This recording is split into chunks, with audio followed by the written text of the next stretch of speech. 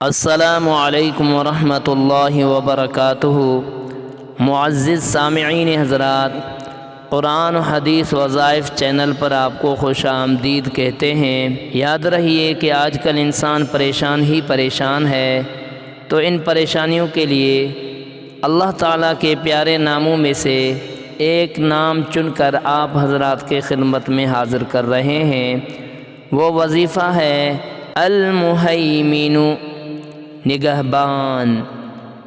جو شخص غسل کر کے 2 رکعت نماز پڑھے اور صدق دل سے 100 مرتبہ یہ اسم مبارک پڑھے گا، اللہ تعالیٰ اس کا ظاہر و باطن پاک فرما دیں گے اور علو ہمت ہی پیدا ہوگی۔